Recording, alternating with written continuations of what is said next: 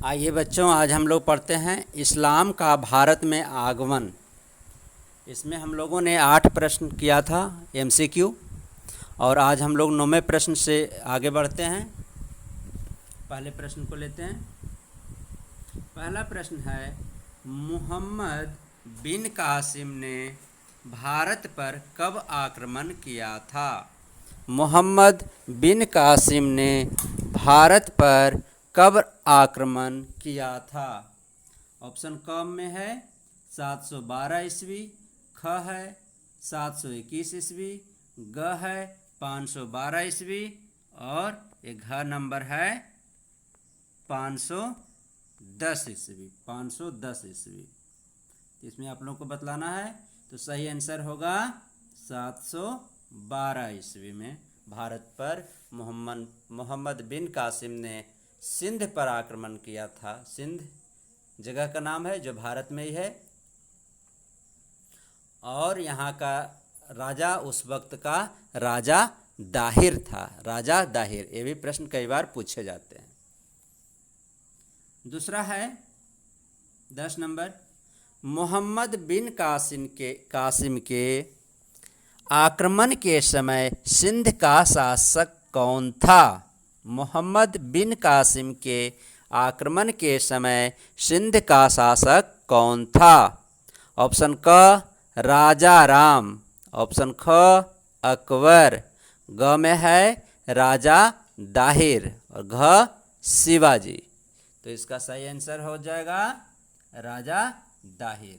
ये राजा दाहिर ही सिंध का उस वक्त का शासक था, जिसको हरा करके मोहम्मद बिन कासिम और सिंध पर कब्जा कर लिया। भारत में उसकी यह पहली जीत थी। अगला है 11 नंबर प्रश्न, भारतीयों ने अरबों से क्या सीखा? ये अरब आक्रमणकारी जो भारत में आए थे, इनसे भारतीयों ने क्या सीखा? क है कागज बनाना, ख है ज्योतिष का ज्ञान, ग गणित और घ शतरंज। तो इसका सही आंसर हो जाएगा कागज बनाना। भारतीय लोगों ने अरबों से कागज बनाना सीखा, और उन लोगों ने हम लोगों से शतरंज सीखा। शतरंज की पहली बार खोज जो है वह भारत में ही हुई थी। और हम लोग अगले प्रश्न की ओर बढ़ते हैं। ये 12 नंबर का प्रश्न है, प्रश्न संख्या 12। राजपूत युग माना जाता है, कौन सी शताब्दी को हम लोग राजपूत युग मानते हैं? क नंबर है 13वीं शताब्दी, ख है 11वीं शताब्दी और एक ग है 15वीं शताब्दी, घ है 16वीं शताब्दी। तो आप लोग बताइए, राजपूत युग कब कहा गया है? इस वक्त भारत में कई राजपूत शासक राज कर रहे थे। इनके छोटे छोटे राज थे और कई टुकड़ों में ये विभक्त थे, और आपस में ही ये लड़ते झगड़ते रहते थे। इनमें एकता की कमी थी। इसी एकता की कमी का लाभ उठा करके ये तुर्क और अरब आक्रमणकारी जो थे, इन्होंने भारत को अपने कब्जे में ले लिया। तो इसका सही आंसर हो जाएगा 11वीं शताब्दी में भारत में कई राजपूत शासक राज कर रहे थे। जैसे उस वक्त चौहान वंश भी था, परमार वगैरह कई वंश थे। अगला प्रश्न संख्या 13 है, सल्तनत का क्या अर्थ होता है? सल्तनत का क्या अर्थ होता है? नंबर क में है राजा, ख है सेना, ग है राज्य और घ में सेनापति। तो आपको बताना है सल्तनत का अर्थ। तो इसका सही आंसर हो जाएगा सल्तनत का अर्थ राज्य होता है। सल्तनत का अर्थ राज्य, और इस राज्य का जो राजा होगा उसे सुल्तान कहा जाता है। और हम लोग 14 नंबर प्रश्न की ओर आगे बढ़ते हैं। 14वां है, मोहम्मद गजनवी ने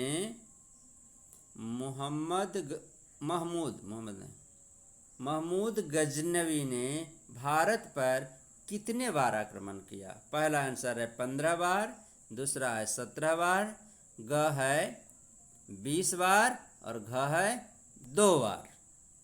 इसका सही आंसर हो जाएगा महमूद गजनवी ने भारत पर 17 बार आक्रमण किया। 1001 ईस्वी से 1025 ईस्वी तक महमूद गजनवी ने भारत पर 17 बार आक्रमण किया।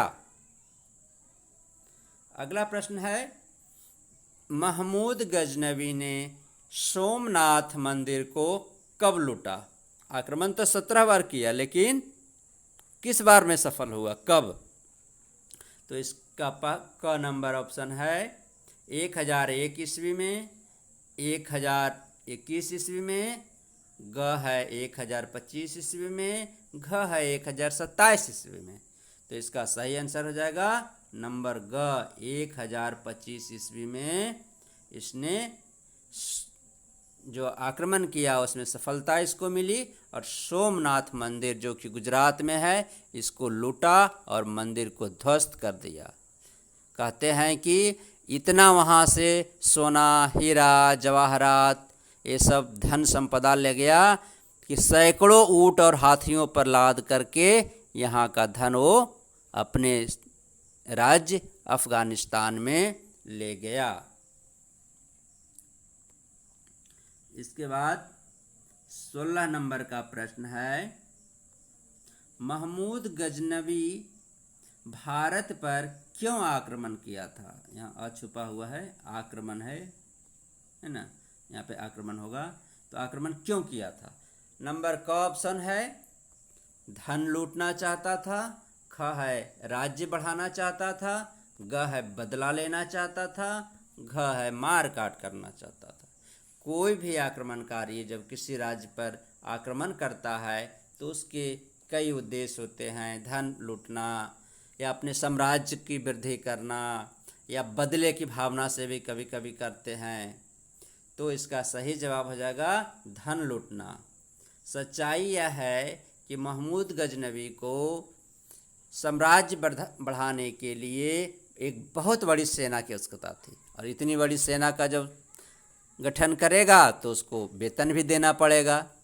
इतने सैनिकों का मतलब हथियार चाहिए, वर्दी चाहिए, जूते चाहिए, राशन पानी, खाना पीना, टेंट, रहने सहने सब की व्यवस्था चाहिए। तो इसके लिए उन्होंने सोचा इतना धन कहाँ से आएगा? तो उसे पता था कि भारत के मंदिरों और मठों में काफ़ी धन इकट्ठा किए हुए हैं, इसलिए वह बार बार आक्रमण किया और 17वें बार में सफल हुआ। सोमनाथ मंदिर लूट करके अकूत धन भारत से उठा करके अपने राज्य को ले गया। 17वां प्रश्न है, अल-बरूनी किसके साथ भारत आया था? फर्स्ट है महमूद गोरी, दूसरा है मोहम्मद तुगलक, तीसरा है अरब, अगला है घ में मोहम्मद साहब। तो इसका सही आंसर हो जाएगा अल-बरूनी एक अरब का विद्वान था जो महमूद गौरी के साथ भारत आया था। इसके समय में ही भारत आया था और इसके कई अभियानों में यह महमूद गौरी के साथ था। और 18 नंबर और आखिरी प्रश्न है, तहकीक ए हिंद। तहकीक ए हिंद ये बच्चा बहुत इम्पोर्टेंट है। ये प्रश्न कई बार एग्जाम और कंपटीशन में पूछे जाते हैं, इसलिए इसे अच्छी तरह से याद कर लो। तहकीक ए हिंद किसकी रचना है? क ऑप्शन है तुगलक की, ग है महमूद गोरी की और ख है महमूद गोरी, ग है मुल्क राज, घ है अल-बरूनी।